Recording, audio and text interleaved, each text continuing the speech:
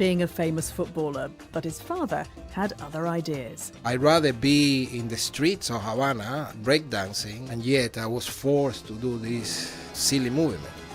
Carlos Acosta talks to me about his 30 years in dance and his new life as a choreographer and ballet company director. These are not dances, they're men. Basically not binding by a certain stereotype. Sound of Dance with Carlos Acosta. Available now on BBC iPlayer Radio. Radio 3, it's 7:30 and time for Drama on 3, an evening with Angela Carter.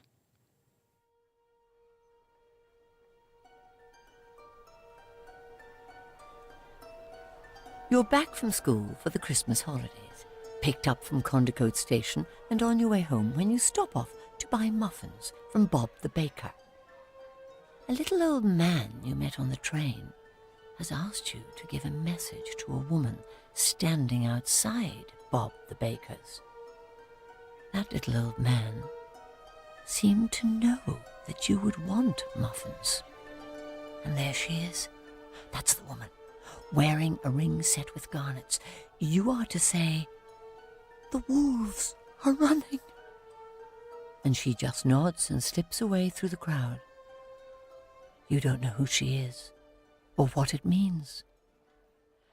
But this is how John Masefield's fantastic novel, The Box of Delights, begins, with its cast list of piratical rats and time-travelling Renaissance philosophers, its ineffable atmosphere of snow and mystery. Born in 1940, I was a child of the radio age, although then we still called it the wireless. I was weaned on Children's Hour, and one of the most potent memories of my childhood is that of a serial, often repeated around Christmas, of The Box of Delights. In an unselfconscious way, it used all the resources of the radio to create what we now call magic realism. Perhaps that long-ago Children's Hour serial influenced me far more profoundly than I'd like to admit. Radio always leaves that magical and enigmatic margin, that space of the invisible, which must be filled by the imagination of the listener. It is this necessary open-endedness of the medium that gives radio storytelling its extra dimension. The way the listener is invited into the narrative to contribute his or her own way of seeing the voices and sounds, the invisible beings and events. This is the space that, above all, interests and enchants me. I started writing for radio myself because of a sound effect. I made it quite by accident, sitting in my room, pencil in hand, staring vacantly into space, instead of getting on with whatever it was I was supposed to be doing. I ran the pencil idly along the top of the radiator.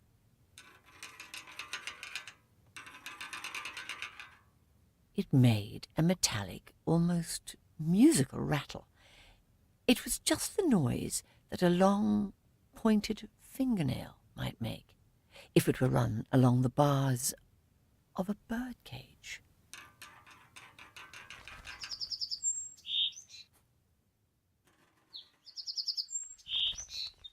Now, I thought, what kind of person might have such fingernails?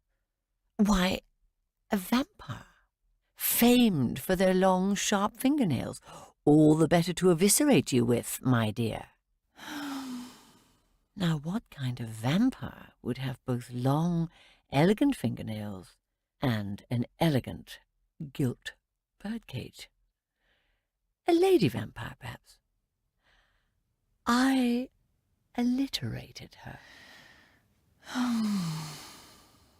A lovely lady vampire. And she must be plucking at the bars of her birdcage because, like me, she was bored. Bored, though with what? With the endless deaths and resurrections to which she was doomed, the sleeping beauty who wakes only to eat and sleep again. And the bird in that gilded cage might be an image of the lady herself, caged as she was by hereditary appetites that she found both compulsive and loathsome. Can a bird sing only the song it knows? the time I was writing the script of Vampirella, I never thought of any other medium but radio. It came to me with all its images ready formed in terms of words and sounds.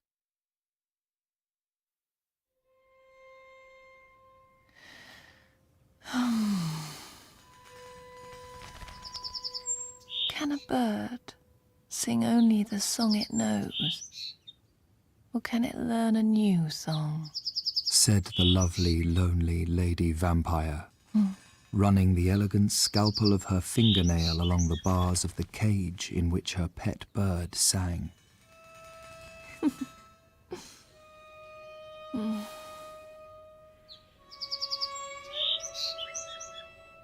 Vampirella by Angela Carter.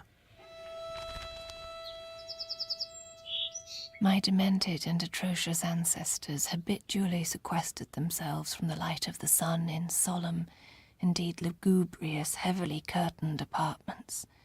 Each one, man or woman, was a victim of the most terrible passion. Scarcely dare to speak its name.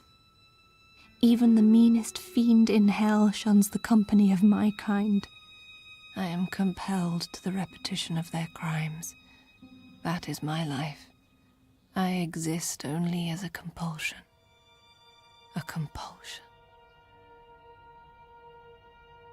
In Hungary, in the country of Temesvar, those who fall sick of the fatal lethargy that follows my embraces say that a white spectre follows them, sticking as close to their heels as does a shadow. They track down the dreaded vampire by means of the following ritual. They choose a young boy who is a pure maiden, that is to say, who has not yet known any woman, and set him bareback on a stallion that has not mounted its first mare. The power of these two virgins exists, you understand, only in containment.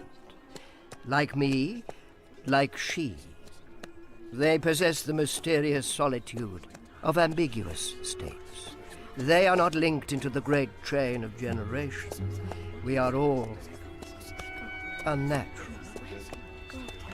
Horse and rider trot towards the village cemetery and go in and out among the gravestones while the peasantry follow with spades and scythes and crucifixes and wreaths of garlic. Breathlessly, they creep a little way behind the emissaries of virginity until... See, he stopped. He won't budge an inch. Here, in this grave, beneath this stone, the vampire lies.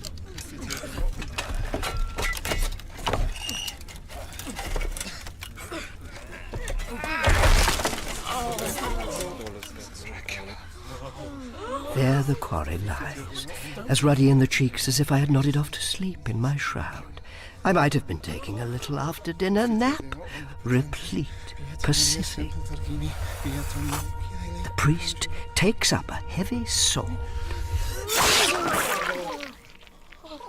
They strike off my head, and out gush warm torrents of rich red blood like melted roses. The land is freed from the plague of vampires!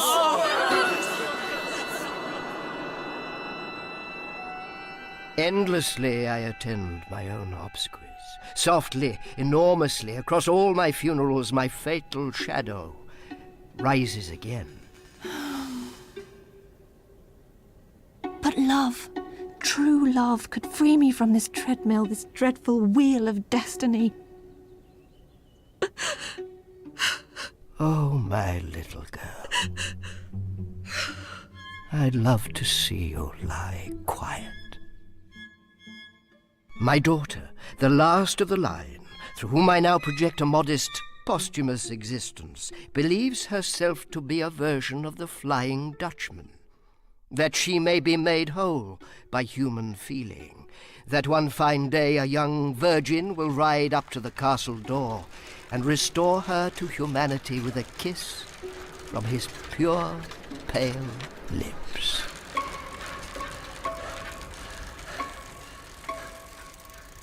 Night and silence. A bicycle is a solitary instrument. To ride a bicycle involves a continuous effort of will, and hence it is a moral exercise. I never guessed here in the Carpathians there would be no stars. No stars, no moon. I am just a little nervous, although no one is here. Is it only the simple twanging of my own nerves that I feel? Yet I am not a timorous man. My colonel assures me I have nerves of steel.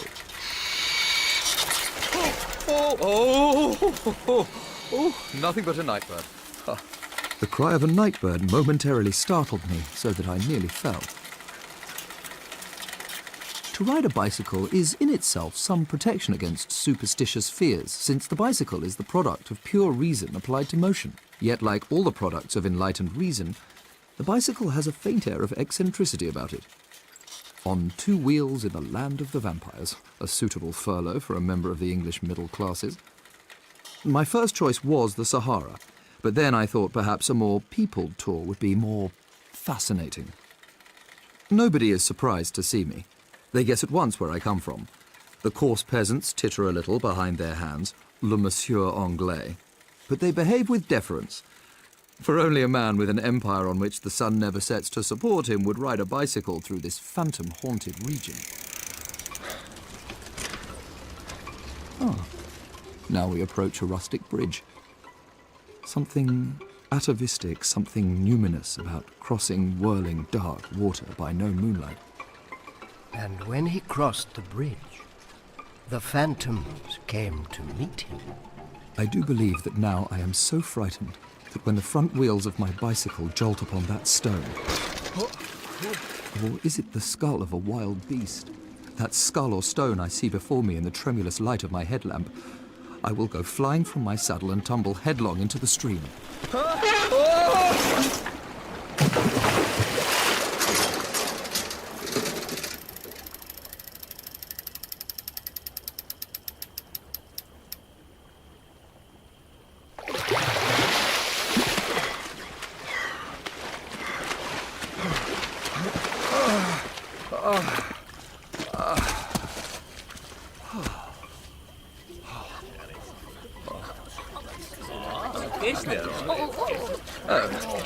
I say, gently does it. Can nobody speak English? Not one word? Oh, I say, where are you taking me? Well, I dare say I'll find out where they're taking me soon enough. Could do with a rest. Could do with a cup of tea. Quite a nasty fall, really. Just a little shaken, I must confess. A good hot cup of tea now. My God, how English I am. It never ceases to astonish me. Why have they left my bicycle behind, though? Lying where it fell among the weeds at the side of the bridge. The dew will rust it. Ah, a light before us. We must be going towards that light. A light, a homestead in this abandoned and desolate region. Yet that light does not console me. It does not make me think of home and hearth and fireside. It is a sinister and flickering light, like marsh fire. By God, a castle! And flambeaux at the gates, great whirling bouquets of gas darting hither and thither on the wind. A vast, ruined castle, from whose tall black windows came no ray of light, and whose broken battlements showed a jagged line, like broken teeth. Right. And at my gate, I light the visitor a welcome, with fire flowers plucked from hell.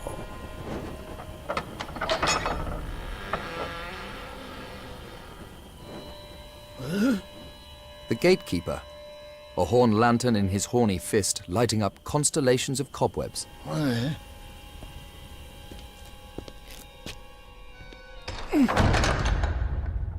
Dear God, I never heard any portal close behind me with such an emphatic clang. How I'm shivering in these wet clothes.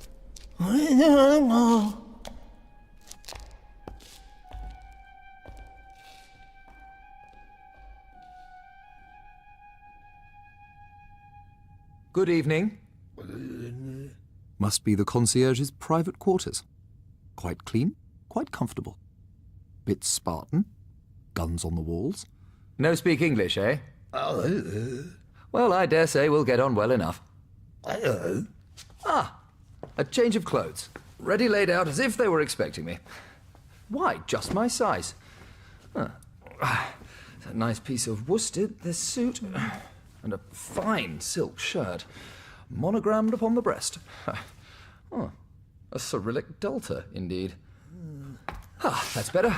Clean, dry clothes. And judging by the gatekeeper's manoeuvres with that bottle, that glass, I should imagine I'm about to be treated to a little peasant hospitality. Thanks.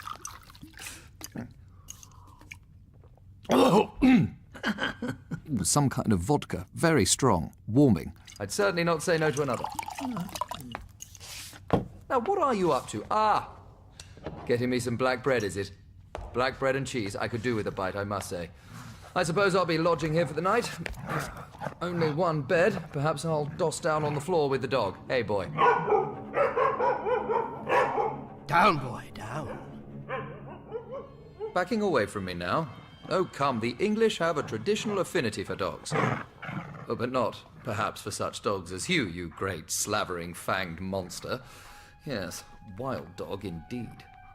Red-eyed devil's whelp. Many a witless ancient died a ghastly death at the hands of the Inquisition for petting in her bosom such a familiar as you.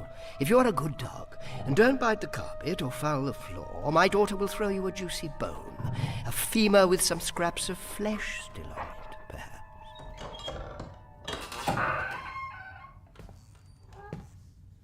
What have we here? What apparition in black velvet? A valet by his obsequiousness. The Châtelain's valet? He's gesturing towards me. Why, he's dumb. Ooh. Taking me off somewhere, are you? Off to meet the king of the castle? Oh, no need to clasp my wrist so tight. I'll come quietly. Yes, go quietly.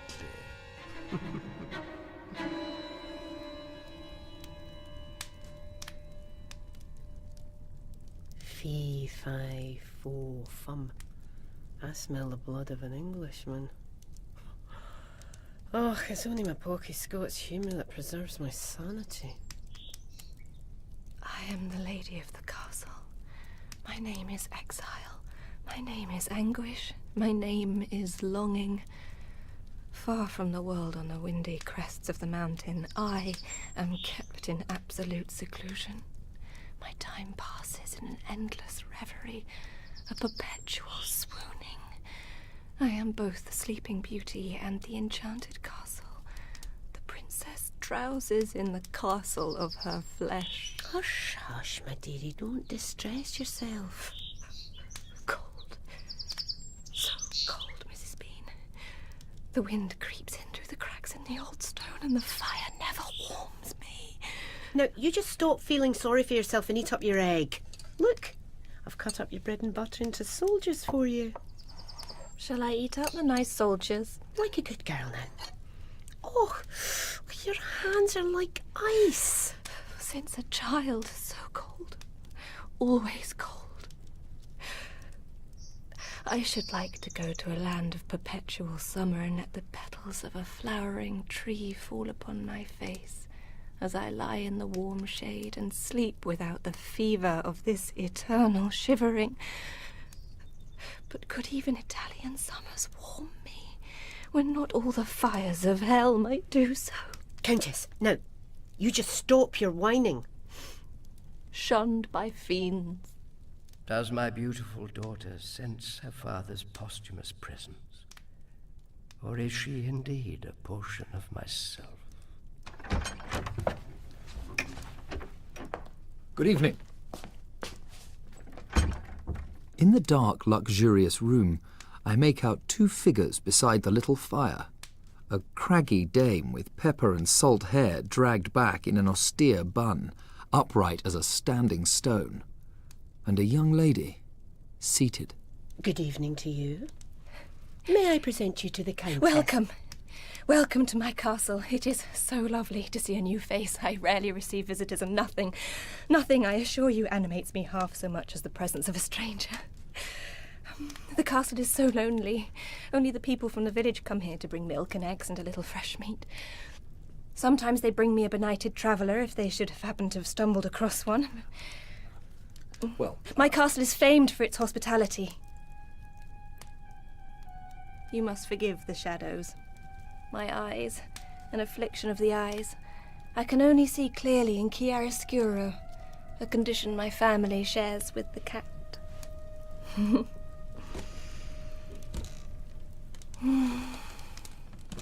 At first, in the heavily shaded lamplight, I can hardly make out her features, only her vague shape as it moves a little backwards, a little forwards, in a bent wood rocking chair, inexorably as the pendulum of a giant clock. She wears a white muslin dress. She looks like a trapped cloud. But as I grow accustomed to the lack of illumination, I distinguish the shocking harmonies of her face. The young countess is so beautiful that she might just as well be hunchbacked. Her beauty is so excessive, it seems like a kind of deformity. Her beauty is a symptom of her disorder.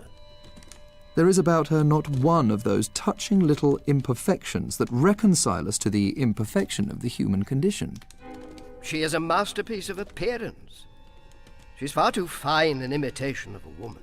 Her visible inhumanity does not inspire confidence. I have been quite unable to rid myself of the terrible unease that has possessed me since night fell on the Carpathians, and in her lyrical and melancholy presence I feel it increase to an almost unbearable degree. Too many shadows in the room might conspire to hide she lacks a shadow. Her hair falls down inconsolably as rain. She would like very much to be human, but of course, that's quite impossible. She is so beautiful. She is pitiful. Her stern tartan governess has a mouth like a steel trap. My name is Mrs. Bean. Widowed early in life in the most distressing circumstances. Left to fend for myself in the wide world, with only my 5 wits and moral fibre to aid me. I answered an advertisement in the Edinburgh Gazette for a governess to a young lady of aristocratic birth in a far corner of the Carpathians.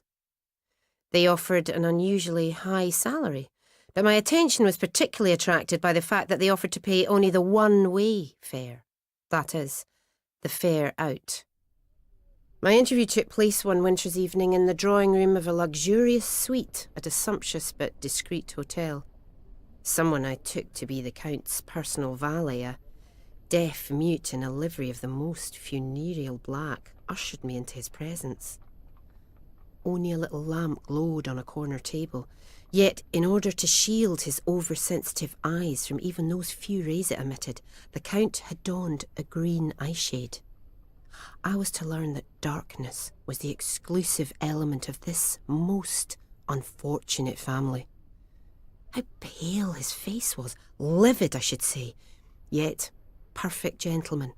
He offered me a chair, he treated me with extraordinary politeness. After a few preliminary inquiries, he asked me, did I know the Carpathians well? I answered with circumspection. I understand the air is clement, and the mountains generally unfrequented.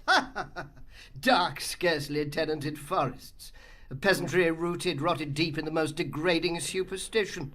Vile practices as old as the human race. Older. In those rank villages, the devil himself dances in the graveyards on Walpurgisnacht, a bald mountain, a castle half in ruins.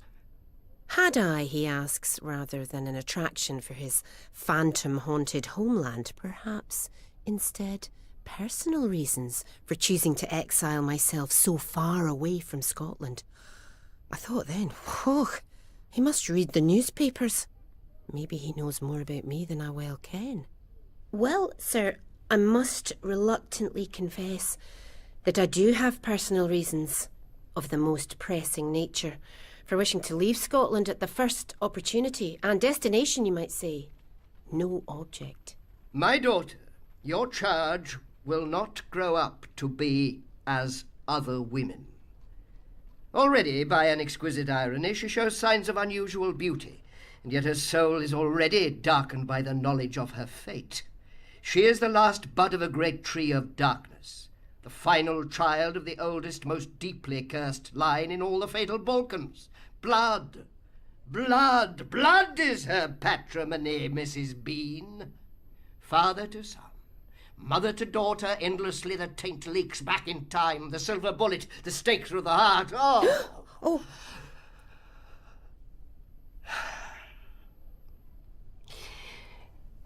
Not one of my house has lain quiet since Vlad the Impaler first feasted on corpses.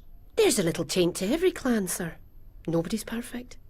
To tell the truth, I guess there was a snag to the position you have vacant, and that's the truth. Such a high salary. And a one-way ticket promised, only the one way. I'd not have answered it had I not been desperate. You see, my husband was recently executed. His crime... I'd never a notion to the nature of his tastes, married so young as I was. He's so cold to me.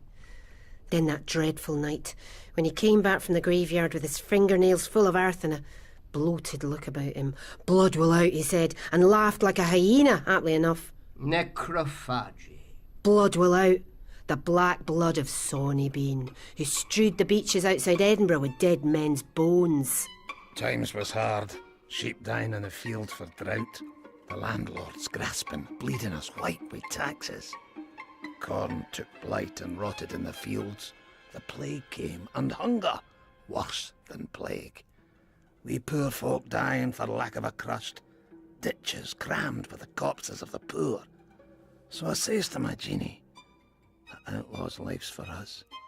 And she says, aye, Sonny, let's eat them up the way they've eaten us. The curse of the beans. The most insatiable hunger in the world. And so I came to take service with the Count, since I was not unfamiliar with the nature of the family's passions. Oh, you'd never believe what a pretty wee thing she was, so trusting. How she would cling to me and beg to go out into the garden. Just this once, Mrs. Bean. Just this once before sunset. Wait till the dark, my pet, and then we'll venture out together just a wee way. Look, I've cut up your bread and butter into soldiers for you. Shall I eat up the nice soldiers? Her condition seemed to me judgment passed on her long ago, before she was born. My poor pretty dear. Oh, my poor pretty. I am condemned to solitude and dark. I do not mean to hurt you. I do not want to cause you pain. But I am both beauty and the beast. Locked up in the fleshly castle of exile and anguish, I cannot help but seek to assuage you in my melancholy. A magnificent apartment, dark tapestries on the walls, a subdued glitter of gold in the ormolu furniture, a heavy scent of incense, like a church, or like a mortician's parlour, for there is something corpse-like about her stillness, as if she were tranced. Her chair moves backwards and forwards, but for herself, she hardly moves at all. Velvet curtains heavily shut out the night. In her white muslin dress with the paisley shawl drawn across her frail shoulders and her long dark hair in gentle disorder. Such a fine throat, Mrs. Bean, like a column of marble. Hush, hush, child, calm yourself. My ancestors suffered very much from the direct rays of the sun, and all lived all their lives in these solemn apartments, shaded from the daylight. So many centuries since one of my family saw the sunshine. I've never seen the sunshine, though when I was little I wanted to. Now I cannot even imagine what sunshine might be like. When I try to do so, I see only a kind of irradiated dark. On her knee, a fluffy kitten, and on the little table beside her, a jewelled cage.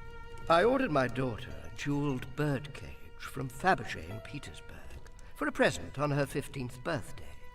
But when she saw it, she made those signs with her mouth that show how she would like to cry, if only she knew the way. In the cage, her pretty bird. It's a songbird. Its element is mourning. But since I've kept it so long in my room, I think it must have grown blind because we keep the curtains drawn all day. Can a bird sing only the song it knows, or can it learn a new song? You must not give way to self-pity. You are the way you are, a necessary creature of nature, and that's an end to it. My destination chose me before I was born. I exist only as a compulsion to repeat it. A chignoned priest of the Orthodox faith staked me at a certain Slavonic crossroad in the year 1905.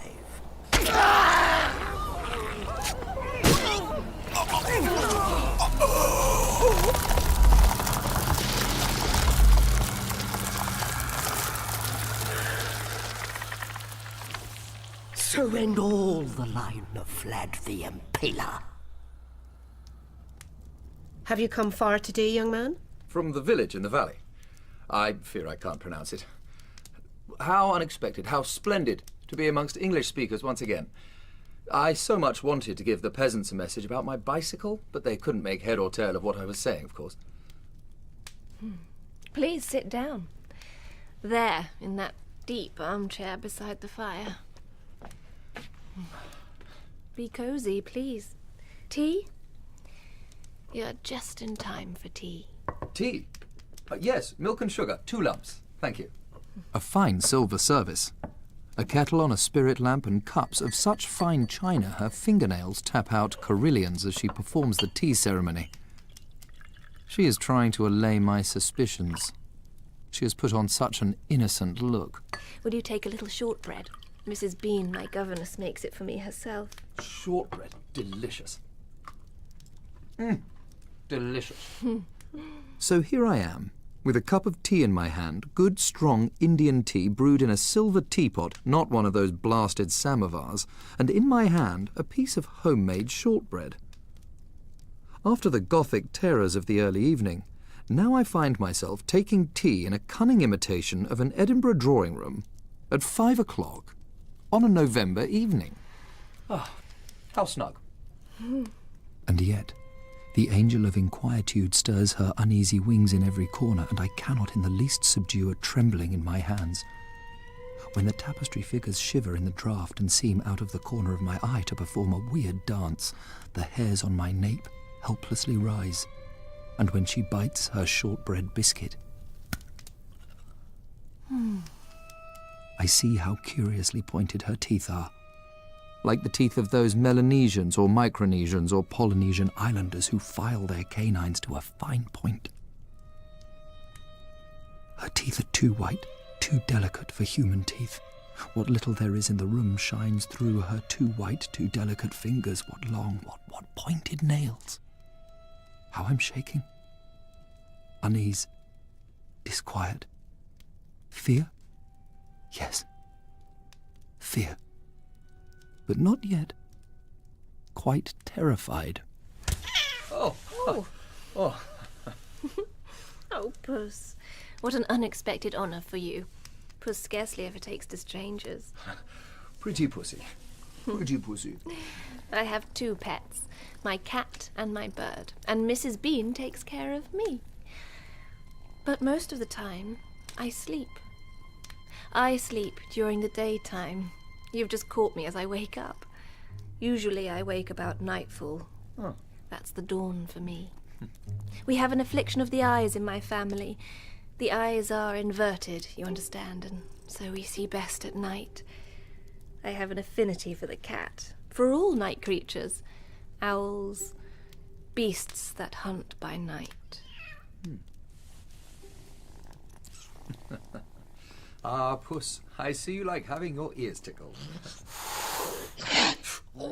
Naughty pussy. Like a great white bird, the girl swoops upon me. She, the countess, you white night bird, you white butcher bird, spreading your wings, your muslin sails. She sweeps across the room to fall at my feet, pressing that delicate, wet mouth to the juicy wound with such helpless greed. Naughty, naughty.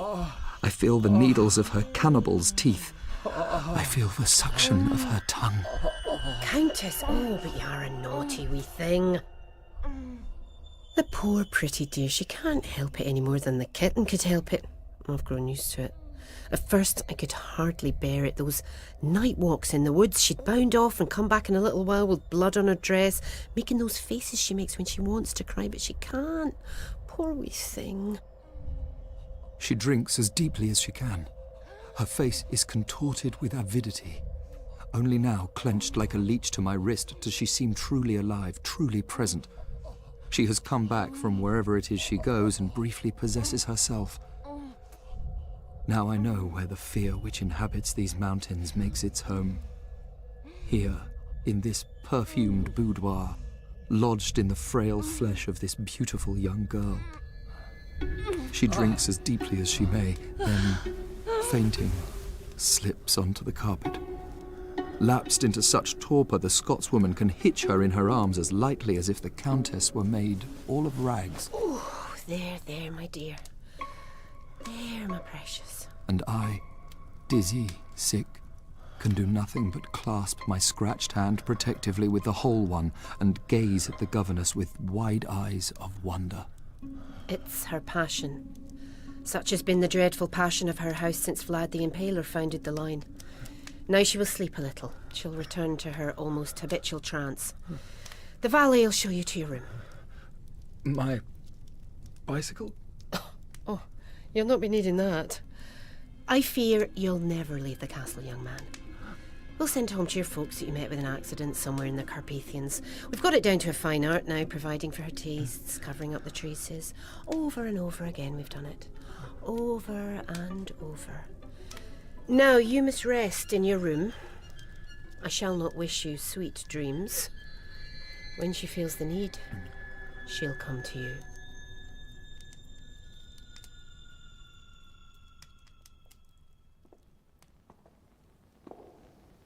The mute in mute's apparel winds me on the little spool of light he carries in his hand through corridors as circuitous as the passages inside the ear. His flame flushes out demented eyes from family portraits along the galleries, monsters all underfoot, worn carpets ripple in the draught. A winding staircase of worm-eaten oak. I have been here before, in dreams. In nightmares. There is no end to the ceaseless cortege of my hospitality. Securely locked in, eh? Pleasant room, good feather bed, a fine candelabra to light my hours of waiting, and a handsome portrait of Gilles de Rais over the fireplace, if you please. The whole damn clan related to every vampire that ever lived. Well, here's a to-do. I shall have to call on all my sang-froid to deal with the situation. A species of trance, of course. Interesting medical condition. I wonder what the sawbones back in London would make of it. Hematodipsia, the pathological thirst for blood. An exceedingly rare complaint. Now, where did I read about hematodipsia? And a touch of nervous hysteria, too. The young girl's disease.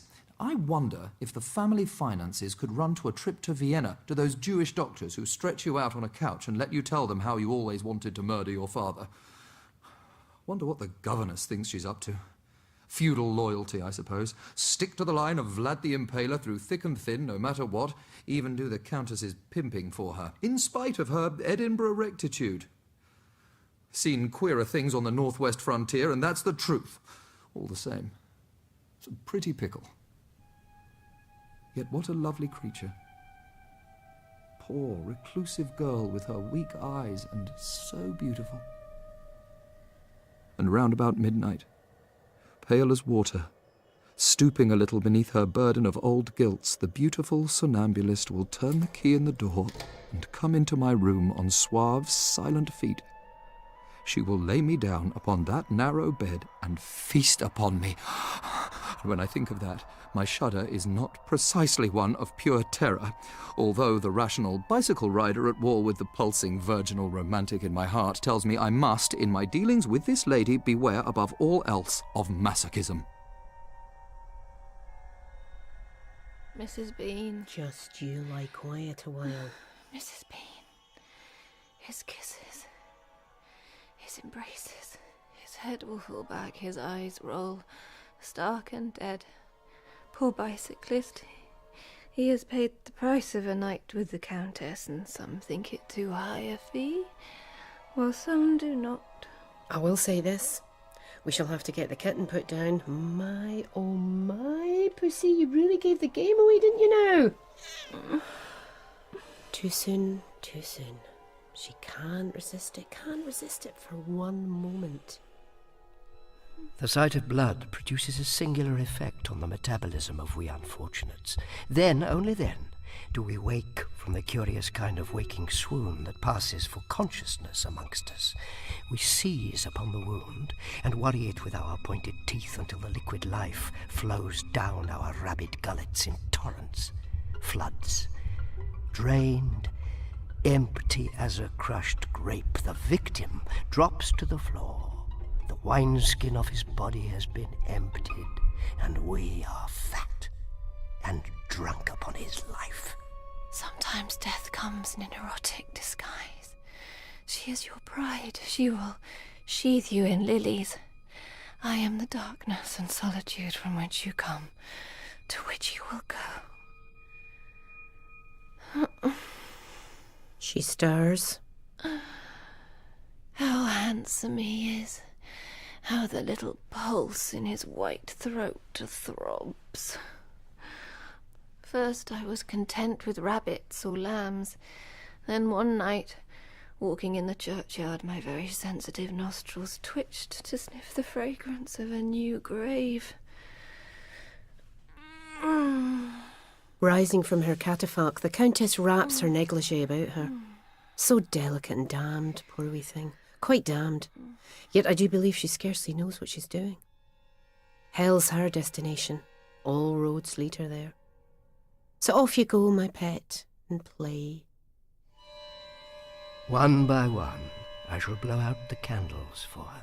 The little flames flicker, and one by one, go out. The clock whirs. Midnight strikes. Only the last little candle left alight, now bending, dimming, yet still not extinguished. I do think Milady comes. A waft of cold air, like a blast from a freshly opened grave, comes into the room with her. She brings this cold wind in her hair, her garments. The final little flame is reflected in those woundable eyes, shows them rolled upwards, fixed. She does not see the light. I think that now she sees nothing. But her nostrils faintly quiver, so beautiful, so touching in her blood-stained negligee of very rare, precious lace. She smells the blood of an Englishman again. Her wee nose goes twitch, twitch, twitch. Into the world she slipped, through one of the interstices between reality and imagination, the last little twiglet of that genealogical upas tree that sprang from the loins of Vlad the Impaler and cast its poison shade over the Balkans for an entire millennium. Even the vilest fiends in hell shun the company of the vampire. Who is dead yet not dead, whose bane is an insatiable thirst for life and yet an inability to live. Grinning, she lunges towards me. Claws and teeth sharpened on several centuries of corpses. Sick him, girl, sick him! I swiftly sidestep her embrace and catch her by her slender wrist. How we struggle. Her strength is more than human, but at last I fling her upon my narrow bed and slap her face once on each cheek, the remedy for hysteria, although it goes against the grain to strike a woman. What? Strike her! Raise your hand to my daughter, to the heiress of the regions of ultimate darkness! The shock does indeed break her trance. Her shoulders quake slowly. Slowly she raises her head and turns those eyes, the shape of tears laid on their sides, towards me. Her features twist. Although her eyes are shaped like tears, she cannot weep. Nevertheless, she continues to try to do so. Perhaps her whole life has been a balked attempt at crying. I am not a demon, for a demon is incorporeal, nor a phantom, for phantoms are intangible. I have a shape, It is my own shape, but I am not alive, and so I cannot die. I need your life to sustain this physical show. Myself. Please, give it to me. Her rich lips part. She smiles. She raises herself. She beckons. I feel myself seized by the most powerful erotic attraction. Only the exercise of iron self-control prevents me from throwing myself at her little feet. Yet I, who love the bicycle and the light of common day, cannot, in the final analysis, bring myself to partake in this grisly charade. My reason forbids it. My life depends on yours. I am a woman, young and beautiful. Come to me. And so she folds herself on the bed with the lace falling about her softly. She stretches out her white arms to me, her long hands with those fingernails like mandolin picks. Please. I bless the cold showers of my celibacy. Countess, keep your talons to yourself. What? What? When I first saw you tonight, I thought you were an infinitely pitiable creature because of your beauty and your loneliness. Curious. Now she seems to wake. Her eyes clear, they settle upon him. How pure and pale his lips are. Lips that have never... Oh. Never. Oh, can it be? My father loved me and brought Mrs. Bean over the sea from Scotland to look after me. He taught me how to suck the blood from the young rabbits and crunch so deliciously their little bones as we crouched in the moist undergrowth of the thickets by the churchyard. But I grew up, and then I was not satisfied with the rabbits and the baby lambs and the little calves still wobbling on their newborn legs. No. Now I must have men, and so they come but never go. All dead. All dead. When I hold her wrists together to keep her murderous hands away from me, she makes her weeping face and writhes a little, for she is thwarted. Poor, spoiled child. I am a creature of the night only. I belong to the night. One thin, wandering hand muzzles the ribbons of her negligee. She slips succinctly from the garment and relapses upon the coverlet in the most alluring abandon. In my head, I hear all the string orchestras of seduction playing at once together. So she voluptuously invites me to step into Juliet's tomb. And I was foolish enough in my rationality to set out upon a bicycle tour of the Carpathians with none of the traditional impedimenta of the vampire hunter about me. No wreath of garlic, no silver bullet, but only the conviction this is a poor, sick girl maintains me in the perpendicular stance of reason, when common sense tells me the best thing to do in the circumstances is to fling myself helplessly upon her. We should take you away to Vienna, where doctors could examine you. You would stretch out on the therapeutic couch, and the stern, quiet, bearded physician would tease from you, during the slow intervals of healing time, the confused origins of your sickness. Why aren't you afraid of me? Why don't you shrink from my murderous fingers? What can your governess be thinking of, never to have cut your nails? You fine lady with your Struwwelpeter's hands. They cripple the feet of Chinese women as a sign of status. It is the same with me. I may not use my hands as hands. 3 inches of horn stick out at the tips, don't you see? Useless for anything but gouging. With an infinitely touching gesture, she tucks her hands away behind her back, as though she were ashamed of them, and smiles at me, tremulously. My daughter? Oh, my daughter. Am I losing you?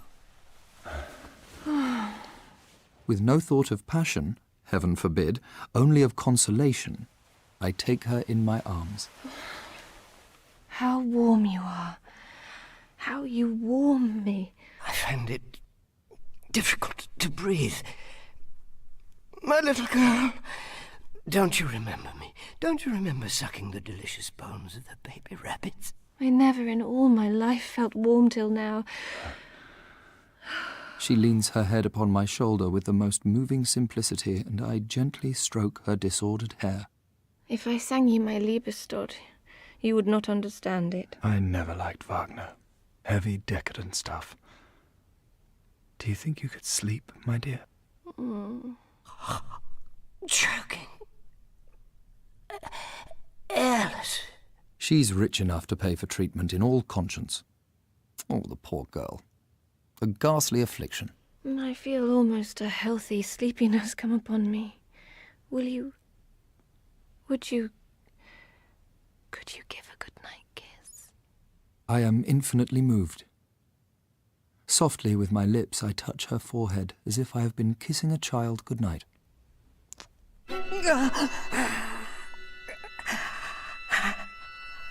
His pure pale lips on your brow. Fall upon me all at once, the consecrated sword, the pointed stake.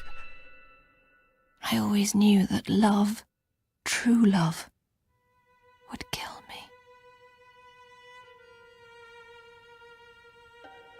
She feels quite limp in my arms, as if after the crisis of a fever. Soon it will be morning. The crowing of the mundane cock and first light will dissolve this Gothic dream with the solvent of the natural.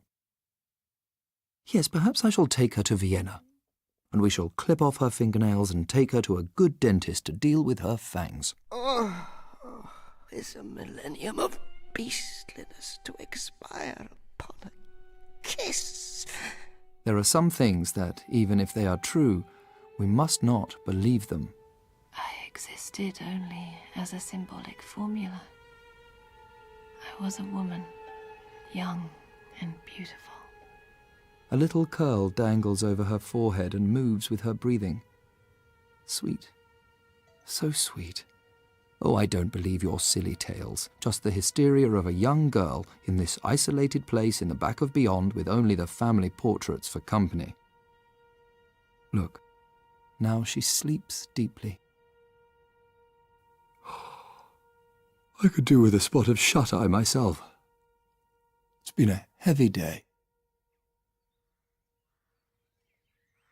When I awoke, refreshed, I found I was clasping in my arms only a white lace negligee, a little soiled with blood.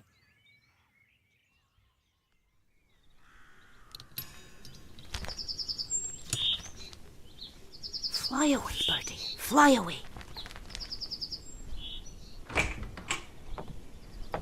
Why, Mrs. Bean, you've opened up the curtains.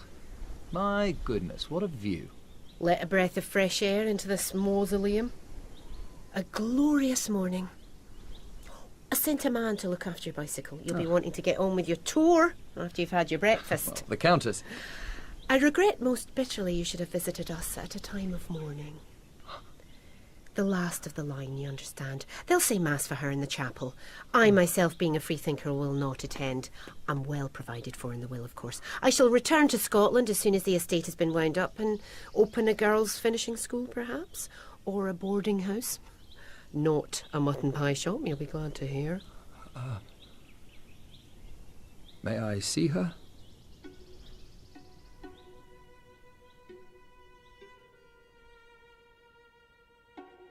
In the last repose of death, she looked a little older, but not much. A good deal uglier since she had lost all her teeth, and because of her loss of allure, for the first time, fully human.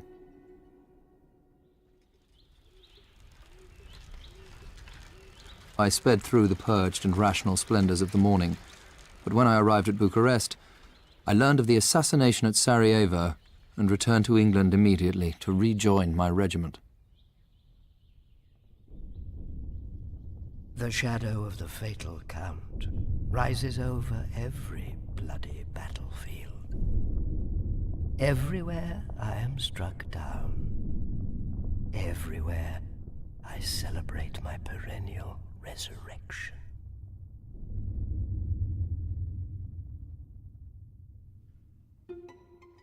In Vampirella, by Angela Carter, Vampirella was played by Jessica Raine, Hero by Oliver Chris, Mrs. Bean by Doon McKeekan, Sawney Bean by Kevin McMonagle, Boy by William Gidney, and The Count by Anton Lesser. It was directed by Fiona McAlpine.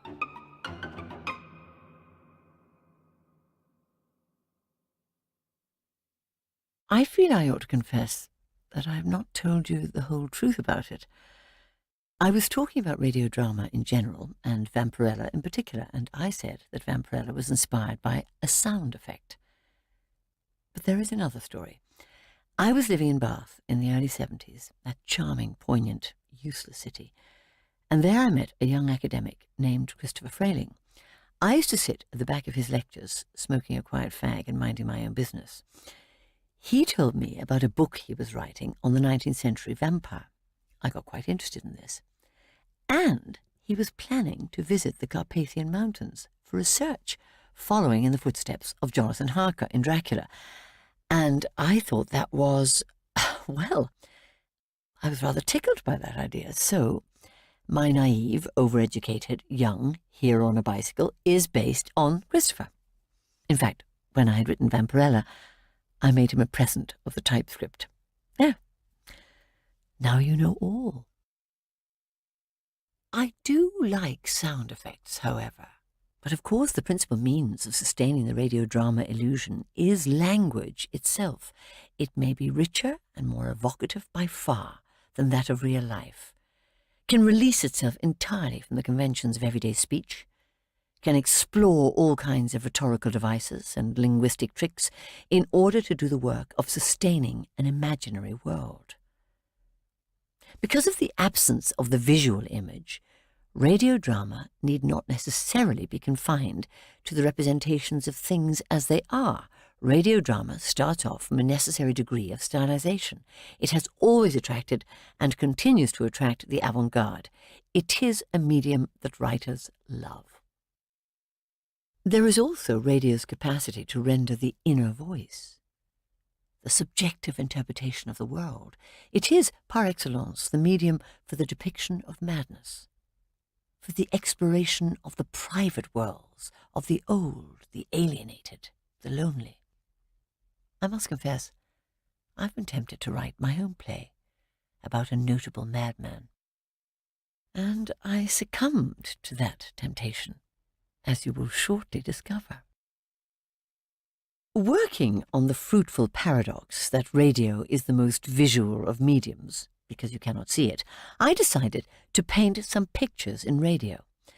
I have cheated because they are narrative pictures, that's to say, pictures that tell a story, but also pictures that could be construed as telling tales about the man who painted them. He was a Victorian painter of fairy subjects named Richard Dadd, whose promising career terminated in his mid-20s when something happened. And after that something, he was encouraged to continue painting, and his style changed, but unnervingly his subject matter did not.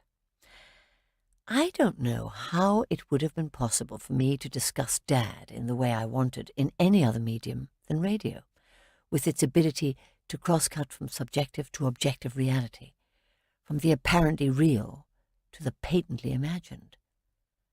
Come Unto These Yellow Sands isn't a documentary, nor really a play. One might say that I am inviting you inside some of Dadd's paintings, inside his picture entitled Come Unto These Yellow Sands, and his eerie masterpiece, The Fairy Fella's Master Stroke. There is also an occasional visit to the lecture room. Do feel free to smoke. And if you approve of this effort, I'd quite like to do the same sort of thing about Jackson Pollock. Now that would be a challenge.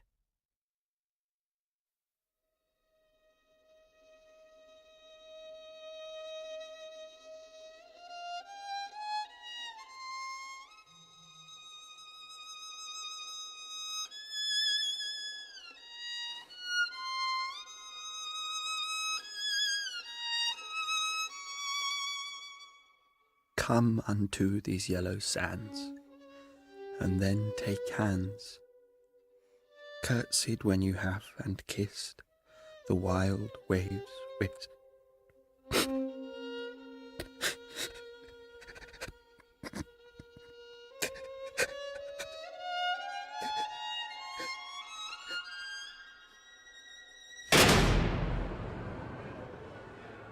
The late Richard Dadd, alas, we must so preface the name of a youth of genius that promised to do honour to the world. For although the grave has not actually closed over him, he must be classed among the dead. Come Unto These Yellow Sands by Angela Carter. An imaginative reconstruction for radio of the life and surviving paintings of Richard Dadd. Character deposition on Richard Dadd, 1817 to 1886, from W.P. Frith, 1819 to 1909, who entered the Royal Academy Schools with Dadd in 1837. Frith became famous as a panoramic painter of Victorian actuality, with canvases crowded with the minutiae of everyday life. Derby Day, Weymouth Sands, the railway station, etc., etc., etc. Dadd was my superior in all respects. He drew infinitely better than I did. In 1839, he won the Painting School's second silver medal for copying in the School of Painting, the third medal in the life class. In 1840, the medal for the best drawing in the life class. Apart from his uncommon gifts as draftsman and colourist, I can truly say from a thorough knowledge of Dadd's character that a nobler being and one more free from the common failings of humanity never breathed. The catastrophe was swift, sudden, virtually unheralded. It could be said that with one fatal blow he ceased to exist. And when, as we used, those of us who'd been closest to him, myself, Augustus Egg, the doubly unfortunate John Philip, went to visit poor Dadd in the asylum after his incarceration. What brings you here? Have you killed anyone? He would angrily turn aside from his oldest friends. Friends? And as the years passed, such visits ceased altogether.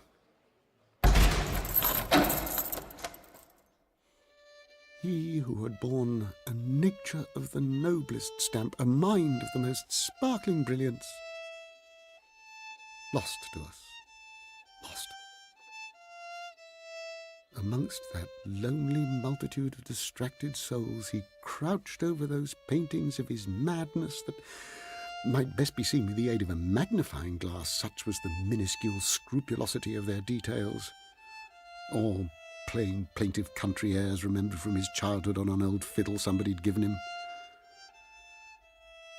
When young, Dadd had been very handsome, with his dark hair and his fine eyes, and such a gentle temperament, gentle as a lamb, yet full of liveliness and humour, devoted to his family, a wide circle of friends, kind, generous, talented, a paragon.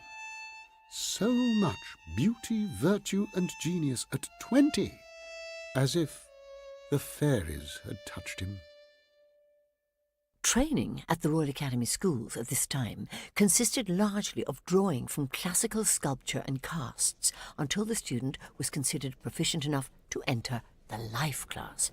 The professors of painting, perspective and anatomy each gave a series of lectures every year. Turner, the professor of perspective, rarely put in an appearance at the schools and never lectured. But the professor of painting, Henry Howard, duly took up his place on the podium. The genius of the painter, like that of the poet, may ever call forth new species of beings. An Ariel, a Caliban, or the Midsummer Fairies. The poetic and sensitive Dadd naturally proceeded to summon the fairies to his canvases. Titania Sleeping, oil on canvas, 25.5 inches by 30.5 inches, exhibited at the Royal Academy in 1841. There sleeps Titania, some time of the night, lulled in these flowers with dances and delight. I'm pictured in a kind of grotto, a recess composed both of flowers and of the tiny bodies of my attendant fays, who are so intertwined and clothed in the cups of bluebells and the horns of bindweed, that it is hard at first to tell who is the fay, who is the flower. These tiny, charming, antic creatures, scarce bigger some of them than a dewdrop, contort themselves in all manner of quaint dispositions. Some puff out their cheeks to fill the trumpets of the sweet woodbine with music for my nocturnal serenades. Others finger arpeggios upon their own noses, which have whimsically acquired the shape of clarinets. Outside my enchanted chamber, nymphs dance.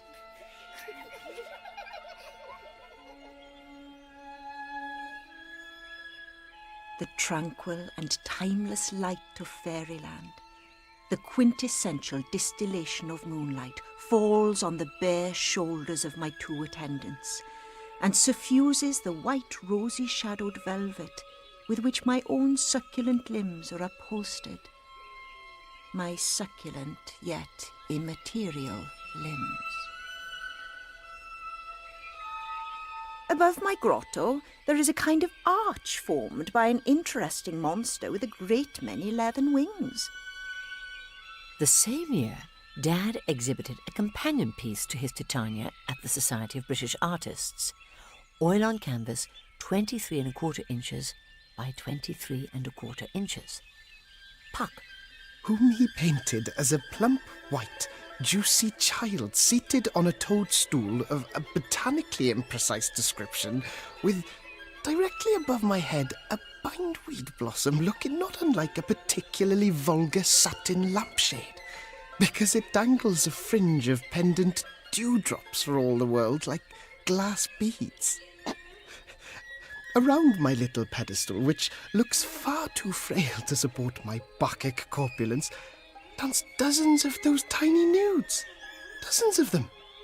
Dozens of them jiggering about with positively frenetic abandon, whirling like dervishes. And I am bathed in the coolest, purest light. The light of another world.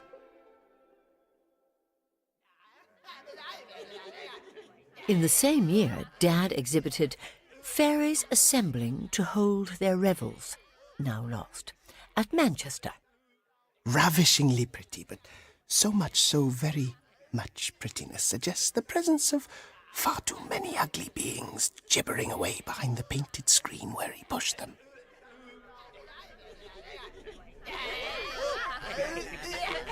Settle down, please, settle down. Emanations of the id to the back of the room. Apparitions from the unconscious and preconscious in the gallery. Pre-Christian survivals, fertility symbols, nightmares and ghouls in the pews to the right. Death signs, storm warnings to the left. Oedipal fantasies in the front row, please. And I'll thank you, poltergeists, to keep a firm hold on your impulses during the lecture. Bugs, long-legged beasties, and things that go bump in the night, it is my pleasure and privilege to present to you, summoned here from the vasty deep tonight, Oberon, king of the fairies, fallen angel, locked out of both hell and heaven, leader of the wild hunt, etc., etc., etc. Thank you, friends. Thank you. The vogue for painting of fairy subjects during the mid-Victorian period might be regarded as the manifestation of a compensatory ideology of innocence. In the age of high capitalism, a period when the relations of man with his kind were increasingly under stress, and the art which reflected these relations became increasingly fraudulent. The primitive superstitions of the countryside, the ancient law born on the wrong side of the blanket to religious faith, could not survive in the smoke, the stench, the human degradation, the poverty, the cholera, the tuberculosis of the great cities which the Industrial Revolution had created. Here, the poor were stripped of everything, even of their irrational dreads, and the external symbols of their dreams and fears. The wraiths of nightmare were utilized to provide their masters with a decorative margin of the quaint, the fanciful, and the charming, upon the printed pages of lives that had no imaginative richness of their own. The richly sexual symbolism of aspects of the mythology of the wee folk was buried so deeply beneath the muffling layers of repression and the oppression of women that the fairies were often depicted on these canvases in states of virtually complete undress, of active nudity. At a period when formal art treated the nude with kid gloves, in the passive mood. This realm of fictive fairy served as a kitschified repository for fancies too savage, too dark, too voluptuous, fancies that were forbidden in the light of common Victorian day as such. The enchanting light that bathes these whimsical canvases falsifies not only experience, but imagination itself. Imagination severed from reality festers. The beautiful thought in a world of pain is itself a crime.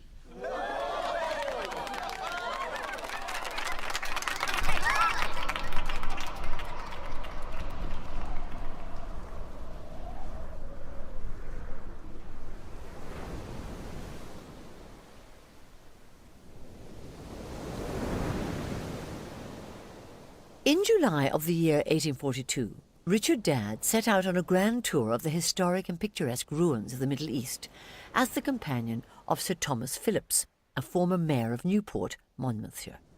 Phillips, a solicitor, had been knighted for the part he played in putting down the Chartists. Phillips hired Dadd as an artist to make him an album of watercolour drawings as a souvenir of the trip. The last picture Dadd painted before he set sail with his patron was titled, "Come unto these yellow sands, a wild saraband on a deserted beach at evening."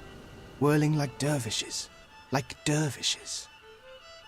The grand chain of dancers partially conceal their nakedness with swathes of chiffon that drifts to reveal nipples, muscles, sinews that, since they belong to the fairy folk, may be depicted in all the forbidden splendour of authentic flesh, because the fairies do not exist. The pleasures of the flesh rendered insubstantial as dream. The rising moon applies a coat of mother of pearl to the ambiguously sexed beings. Half the eldritch company float in a great curlicue upon the air, immune to gravity, while the leaders of the dance pass through an arch of rock, as though through the eye of a needle. The waves break upon the barren shore. All went splendidly at first. After we had done Europe most comprehensively, I was an indefatigable tourist, I assure you, we left Greece to sail for Smyrna, and once landed, set out in a caravan across landscapes of most savage splendour. The untamed wilderness spread out for our delight like a glorious picture book. We would stop at some wild, uninhabited place, always in the open, under the stars. We would put down our mattresses, have the mules unloaded. The cook would light the fire. From Smyrna to Constantinople to Bodrum, to the great ruins at Lycia. I, all unprepared for the stark light, the wild people, was precipitated into a landscape not dissimilar to that of the infernal regions. To Beirut, to Damascus. At evening, as we approached the city, the domes and minarets seemed to be embroidered on a sky of flushed satin, a scene of such ethereal loveliness that it lodged in my memory like a kind of grace, amongst much that I found strangely troubling to my spirits. When the circumstances of our travels permitted it, I urged my young companion to sketch the picturesque and exotic spectacles of our travel. In Damascus, walking about the maze of alleys, I came upon a camel. Poor beast, great lolloping, starveling brute, who had fallen in the street. Fallen and, I think, broken a leg. Fallen with all the baggage upon him, in a street so narrow he quite blocked the traffic. His driver, in his filthy robes, beat the beast, but it would not, could not rise. And then, oh horror, they came with axes and with knives and lopped off all its living limbs, as one might lop off the limbs of a tree. As it lay there in the intolerable heat of noon, heat so intense it seemed all nature itself might faint with it, and the blood sprang out and flowed away down the gutters, mingling with the foul odours of the city. And still the wretched camel lived. It shrieked and writhed most fearfully, and still lived until at last they slit its throat. And then they could carry it away, piecemeal, you understand, bit by bit.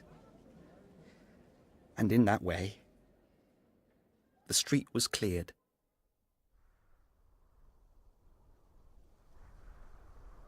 Horrible. Horrible. In November, we arrived at last in Egypt. When we disembarked at Alexandria, although I was consumed by a scarcely tolerable anguish of despair as soon as my feet touched the ancient earth of Egypt, I also felt, at the same time, a sense of homecoming, of arriving at a destination that was my destiny. And, in its inescapable quality, this sensation was especially atrocious. The vast, pitiless, antique land welcomed me as if I was its son.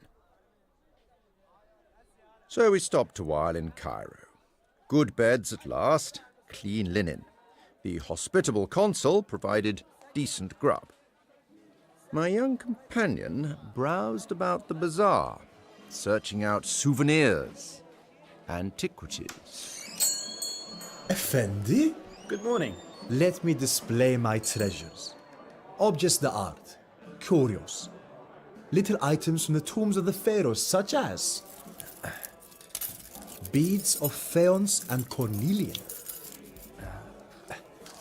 rings of jasper, faience and gold,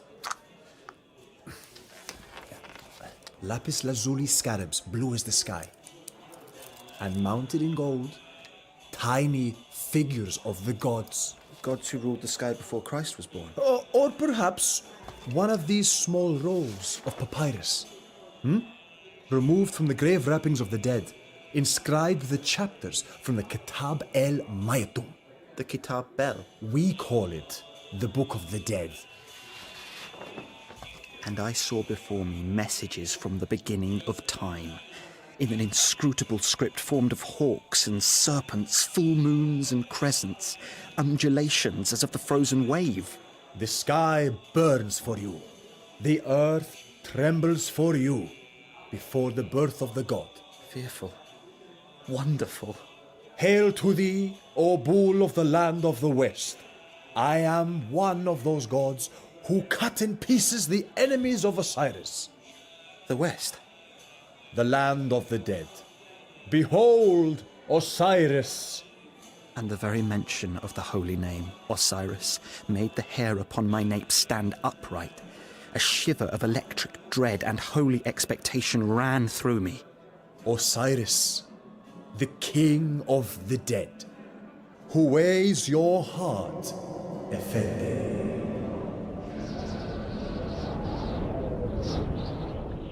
After so much sightseeing, I yearned for a spot of sport. I would go banging away at crocodiles along the Nile, while my young companion took himself off with his easel. The desert starts at the gates of Cairo. The desert, mother of mirages, where the light is white as if the sand had scoured the polished metal of the sun white. He'd blacken page after page of his sketchbook, zeal enough for a dozen artists. Such enthusiasm he'd scarcely take shelter, even during the fiercest portion of the noonday sun. White heat that pulsed. Scribble, scribble, as if he were making sketches enough to serve him for the rest of his lifetime. And often, after a day's sketching, I lay down at night with my imagination so full of wild vagaries that I really and truly doubted of my own sanity. Took the boat down to Thebes. Good shooting along the banks of the Nile. Our destination, the Sphinx. Memorable spectacle. Truly memorable. The Sphinx, it was herself who whispered to me what Oedipus knew. I went to see her. She was crouching in the middle of the Dead Sea of Sand, attended by 3 inscrutable pyramids. I saw her lips move, but you had to listen very hard to hear what she was saying, and at first I could not believe what she told me. Her message or prophecy cast me into the pit where terror lives. I prayed to Osiris for his guidance, guidance from this most antique and therefore most authentic of deities. For the world had resolved itself around me into weird and dreadful forms. A touch of the sun, poor Dad. Nasty touch of sunstroke. Been doing too much. Overtaxed himself. Out in the sun all day. Delirium. Babbling away about I don't know what. A visitation of the Godhead in a beam of white light. Oh, asked me to look into his mouth to see if there was a green feather on his tongue. And then he saw men with heads of dogs and cow-headed women in the room. I am come to judgment. I am come to judgment. I am come to judgment. Indeed, I was quite concerned about the poor fellow, but mercifully, a day's complete rest, a good night's sleep, and a good English breakfast of tea and toast and boiled eggs, thanks to the British consul, and he seemed as right as rain again.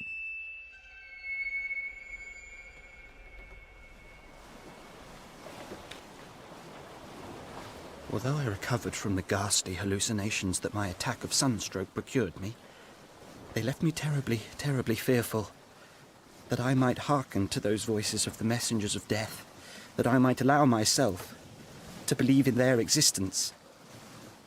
Homeward bound from Alexandria by ship to Malta. And I grew afraid I might lose my reason. A queen, and by Jove, and I scrutinized the Book of the Dead again and again. And always my eye fell upon those symbols that the merchant had told me signified the great god aboard the divine ship. My game again, Captain. Under a spare sail slung amidships for a canopy, my worthy benefactor and the ship's captain play all day at cards, sipping thick tumblerfuls of cloudy arrack that turn my gut when I try to drink it. Look, he deals. He deals the devil's picture books. And I do believe that his tailcoat conceals his tail. And it's my game again. Oh. And as they played and poured more and more arrack, I was seized with the conviction that the stake of the game was nothing less than the sea captain's soul. The point of my pencil snapped in two. I could sketch no more that day. The world burst into fragments of ferocious light, and fire whirled about me. With expressions of the most vicious and deceitful concern, my so-called benefactor came to me where I lay, struck down on the deck. Dad, I say, take your hands off me, you devil!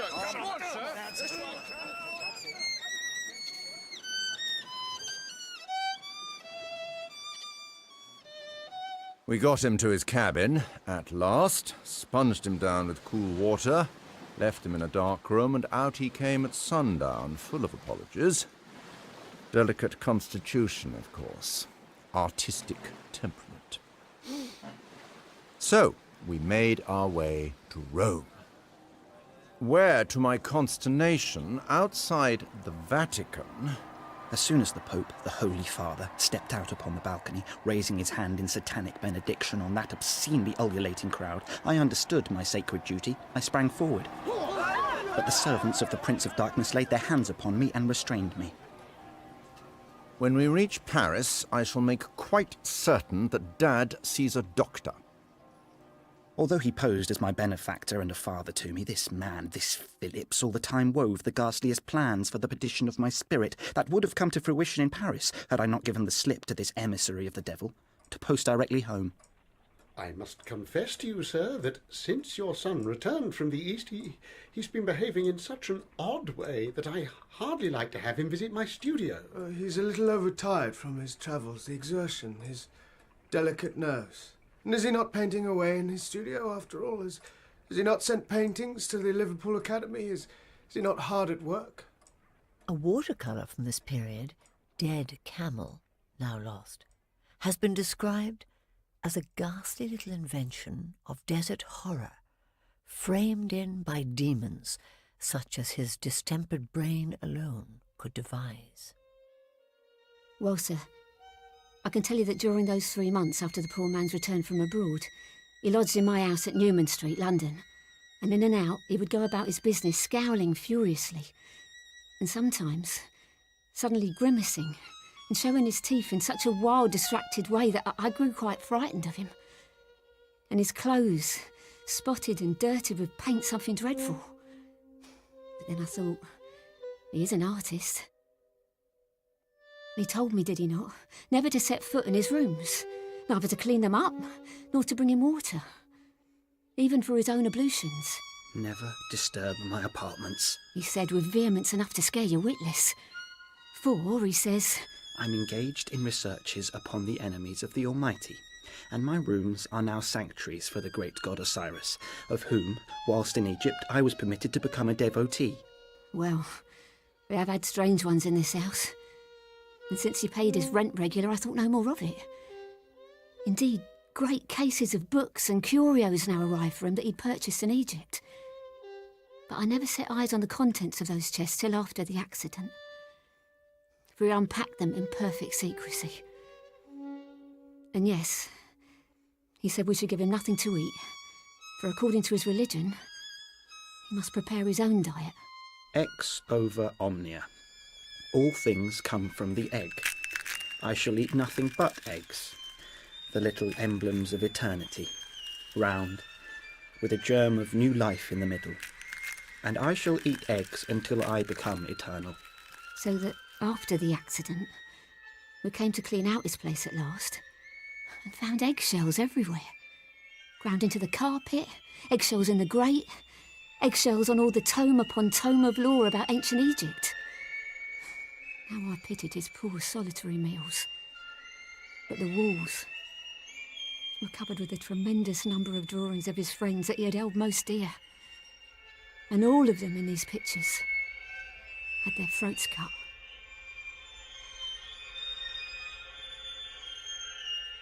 Rest and quiet. He is not yet recovered from the effects of the sun. Rest, quiet, country air. On the 28th of August, Dad called on his father and asked him to go to the country with him. Out walking in Cobham Park, Richard Dad kills his father with a spring knife he had brought with him for that purpose, under the delusion that his father was the devil and he himself the incarnation of the god Osiris. He escaped to France, where he was committed to an asylum after attempting to kill a fellow passenger in a carriage. Almost a year later, he was extradited back to England. On the 22nd of August, 1844, he was admitted to the Criminal Lunatic Department of Bethlehem Hospital. From that date, Richard Dad's experience may be termed posthumous. He was then 26 years old.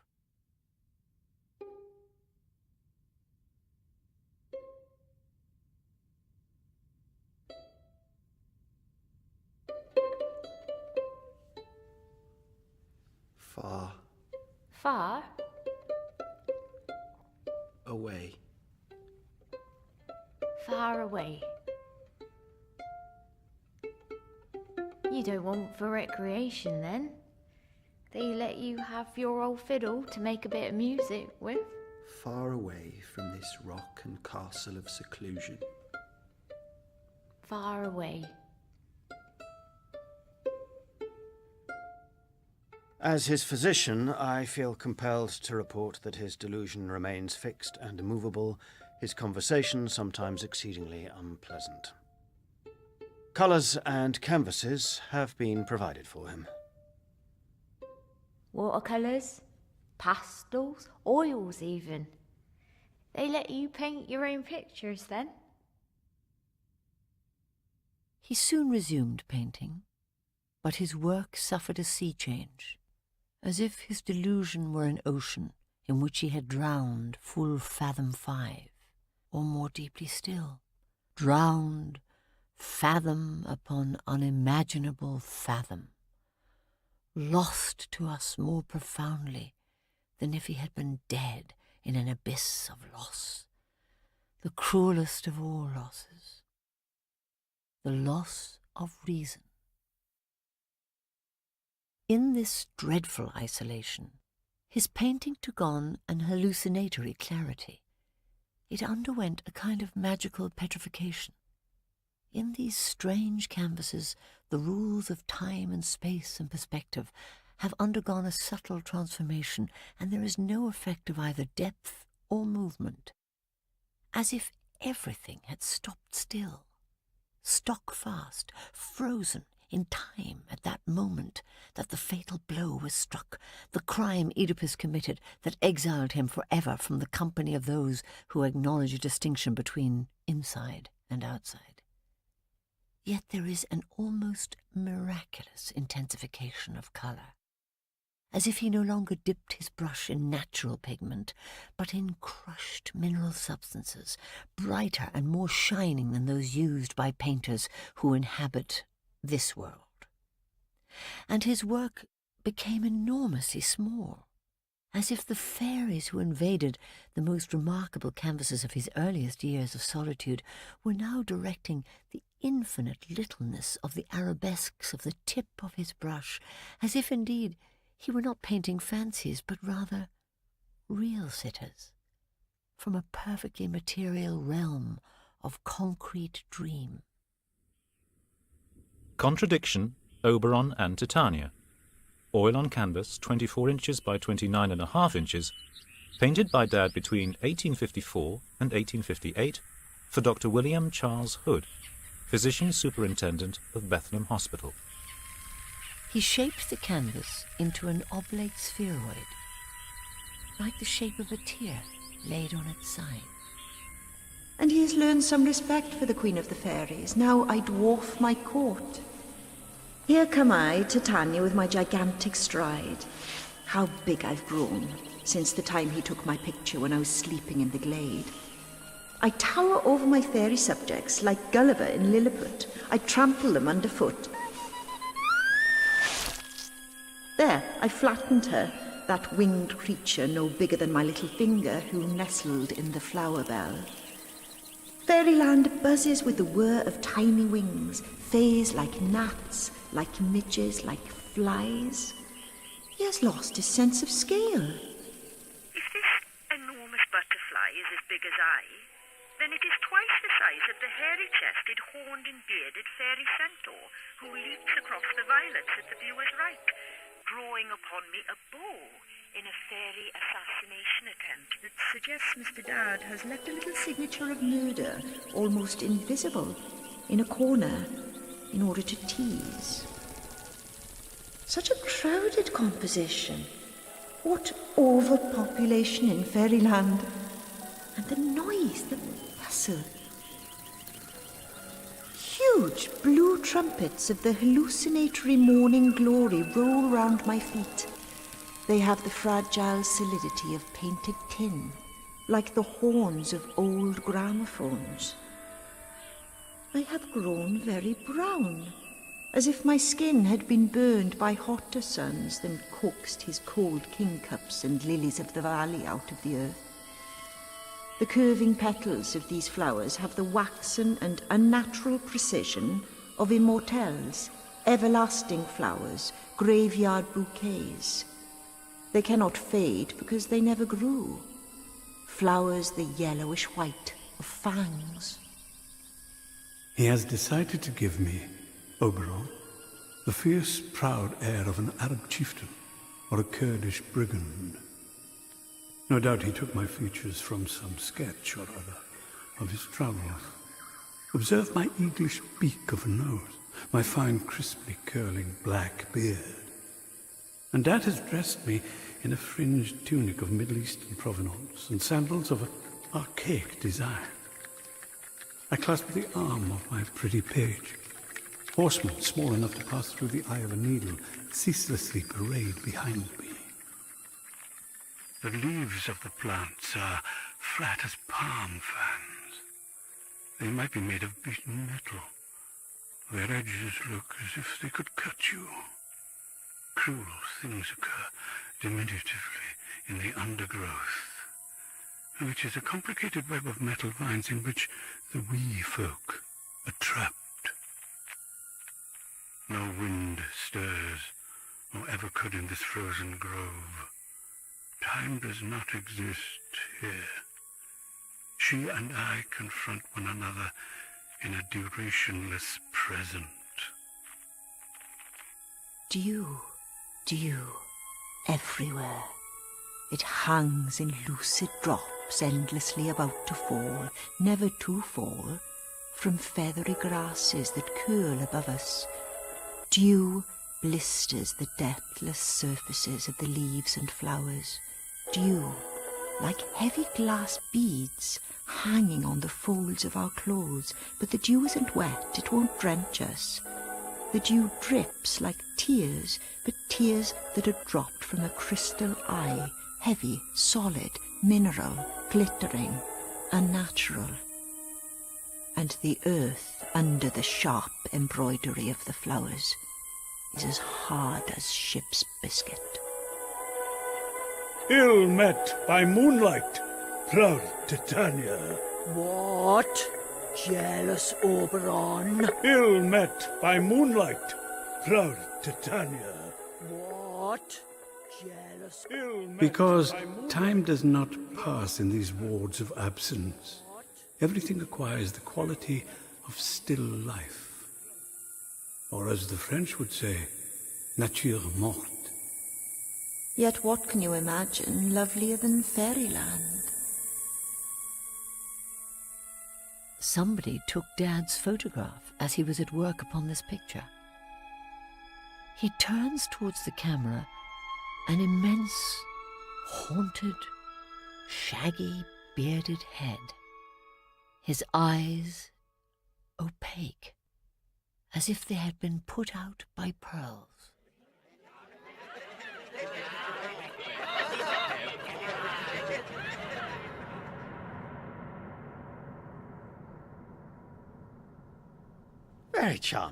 Very charming, Mr. Dad. And now perhaps you could paint one like that just for me. A special commission from your good doctor who treats you kindly and would like to keep your mind upon the harmless fairies. Give you no time to brood upon questions of antique theology. The picture, usually considered Dad's masterpiece, the fairy fella's master stroke, took 9 years to complete. Oil on canvas, 21¼ inches by 15½ inches. The texture is as thickly embossed as that of petit point. It looks as though the picture might be read with the fingertips like Braille. The composition is of the utmost complexity. Something is going on in every centimetre, and yet a frozen calm holds all the weird actors still. The picture offers a scene from a narrative just before the conclusion. It illustrates a story that has not begun and therefore cannot end. It tells an anecdote, the point of which is never made. Oh, do we but strike the blow, master? Do we but strike the blow? See, there's the man with the girt axe. On a wee section of moonlit hill, an innumerable horde of beings have gathered together to witness the fairy fella, our hero, strike a nut with an axe. There are huge daisies above their heads and about their feet. Each petal of the moon-drenched daisies stands out with an hallucinated clarity, and the little flowers are white, as if made from white metal, not silver, whiter than silver, and they emit such a luminous gleam. They seem of themselves to illuminate this crowded brake where the fairies come. Each grain of sand is as distinctly visible to the eye as it would be to the eye of God. Now, I raise my trusty weapon in my good right hand. Such a troop have gathered here to see my fatal blow. You can't count them.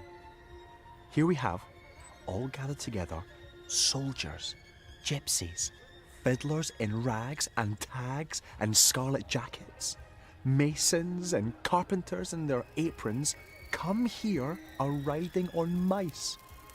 A deputation of the famous witches of Wales in their pointed hats. Queen Mab herself and all her retinue ride round the brim of the magician's hat.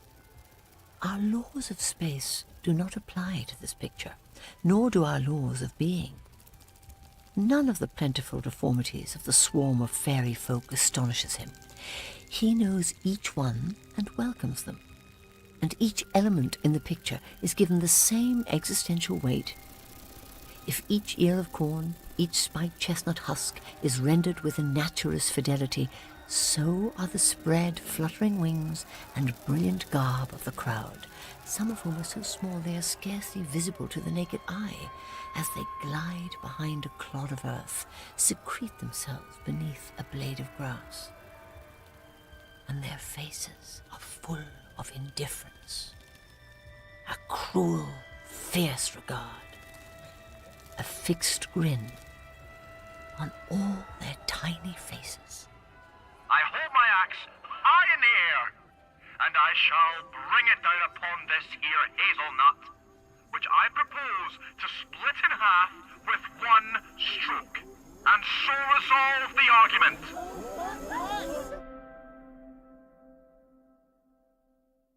And so resolve the war within me. But the axe cannot fall. Nothing can move. And here we are, stuck fast for all eternity, waiting for me to strike. Waiting in the rock and castle of seclusion. And he's too scared of what he did to let on he knows my secret. That the blow I am about to strike, which he prevents me from, is the very blow he struck himself. Osiris, defend me. Calm yourself, Mr. Dad, calm yourself. Music. Why don't you play a little? So then he'd play the old fiddle the doctor gave him by the hour, see? All the good old tunes, such as Over the Hills and Far Away and The Devil Among the Tailors. And the music so took him out of himself that he don't even notice a poor mad girl who'd like her picture made for her. Oh, Mr. Dad, won't you paint the portrait of poor Crazy Jane? Sketch of an idea for Crazy Jane, 1855. Watercolour. And since there was not one of the female kind within those walls, Mr. Dad was forced to have a poor, distracted young man standing for my body. He wrapped the lad in rags with straw, feathers, and little flowers such as daisies and vines of morning glory all in my hair. And yet Mr. Dad caught a look at me to a T for all that, especially about the eyes, my tragic eyes, you might say. And from his memory, he recalled a lovely background to my plight. A ruined castle, trees, and flying across the sky, crows. Mr. Dad?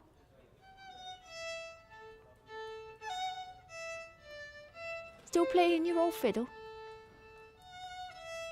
So hour by hour and year by year, he plays his fiddle, the songs his nursey sang him long ago, whilst around him we pace out our shuttered lives from hour to hour, time measured by meal times, by sleeps, by paroxysm.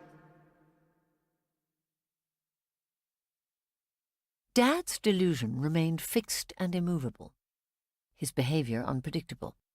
When, in 1864, all the criminal patients of Bethlem were sent to the newly opened asylum at Broadmoor, Dad went with them by train. There was never any possibility of his release. Yet, as long as no mention was made of those subjects to which his obsessions were sensitive, his doctors described him as a charming companion. In old age, he took on a benign appearance, with a flowing white beard. The doctors liked him, encouraged him. He painted their portraits, was even allowed to paint frescoes on the walls of their private homes. Why, Mr. Dad, very fine. It's good to see you so busy, so absorbed. And yet, my sympathetic scrutiny can find very few clues as to the exact nature of his illness in those paintings I've seen, that are all the evidence he ever submitted to the world as to the exact state of his inner life. My Viennese colleague, who took such an interest in that kind of thing, did not set up his practice until the spring of the very year that poor Dad died. Now he might have been able to extract all manner of meaning from Dad's pictures, and yet little in them seems to me to illuminate his condition, or indeed ours. For are we not, all of us, residents in the castle of seclusion, of the anguished self?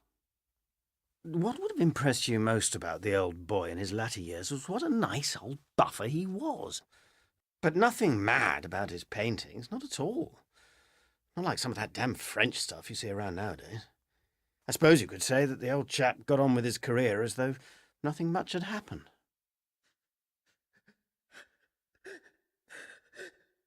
What's that? Repression? The icy calm of absolute repression, the striving both to justify the actions of the self and at the same time to obliterate the actions of the self. Well, wasn't he the product of the most repressed society in the history of the world? The tragic circumstances of Dad's life were at length terminated by consumption in Broadmoor on the 8th of January, 1886. I am truly thankful to know him at rest. It is less grief to me than it was to think of him in the changed condition in which he has lived for many years past. His life has been to me a living death. Yours faithfully, Mary Ann Dad, sister of the unfortunate. The quaint pornography of Never Never Land, the infection of the mystic East, as fatal to his spirit as the germ of Asiatic cholera was to the flesh of the inhabitants of the fated cities of the period. The terrible glamour of parricide, a crime which struck at the very root of the patriarchal order of his time, which Dad yet committed, as it were, in absentia, as if even the consciousness of his actions were denied to him. I submit, therefore, that Dad, rather than an afflicted poetic genius, contrived in some measure, in spite of, or perhaps because of his absolute seclusion from it, to capture the essential spirit of his age. For, you creatures of the dream yourselves, could one of you deny that Dad was himself, in person, the dream's revenge? Thank you. In Come Unto These Yellow Sands by Angela Carter, the narrator was Fiona Shaw. Richard's dad was played by James Anthony Rose, Sir Thomas Phillips, Pip Torrens, Frith, Keith Hill, Oberon, Robert Pugh, Titania, Monica Dolan, Park, Tom Forrester, Shopkeeper and Fairy Fella, Noof McEwen, Landlady, Tilly Vosborough, Crazy Jane, Jasmine Jones, Doctor, Nicholas Murchie. The director was Robin Brooks. In An Evening with Angela Carter was played by Fiona Shaw. It was produced by Fiona McAlpine and was an Allegra production for BBC Radio 3. And there'll be more stories by Angela Carter over on BBC Radio 4 all this week, starting with The Bloody Chamber. That's tomorrow morning at 10:45. I have a story for you. Wanna hear it? Follow me. Drama on 3. What is the point of thinking everything if you can't say it all out loud? New short works recorded at the Edinburgh Festival Fringe. We all live in our own self-made version of reality. I'm trying to choose interesting sounds to show how much we filter and what we lose. Drama on 3 at Summerhall. I refuse to go to a dodgy sound effects party. It's like a bad busman's holiday. Beginning with the first 3 performances. That happened to me. What happened to that girl? Available now on BBC iPlayer Radio. Well, we might think that summer concerts equals BBC proms and queuing for returns at the Royal Albert Hall, but shock horror, other summer music festivals are also available. And tonight we visit 2 of them in the company of Kate Mollison. Good evening. Unrequited Love, The Shadow of Genius, and a couple of Shakespeare connections are coming up tonight. The opiated visions of Berlioz and his Symphonie Fantastique later. First, though, music by a composer who loomed large in Berlioz's inspiration, sometimes a little too large when it sent him into rampages of self-doubt, but we'll come to those. Beethoven wrote his Coriolan Overture for a play by a chap called Heinrich Joseph von Collin. No, me neither. Coriolanus being a Roman aristocrat who was banished for neglecting the starving populace. Coriolanus plots revenge and gathers his troops to punish Rome. It's only when his mother and sister plead with him that he finally realises that brutality is not the route to true honour. Beethoven gets to the heart of all the heroism and the tragedy and ultimately the lyrical humanity. We're in Spain for this performance. Miguel Ángel Gómez Martínez conducting the RTV Symphony Orchestra. This is a concert given at the Santander Music Festival just last month.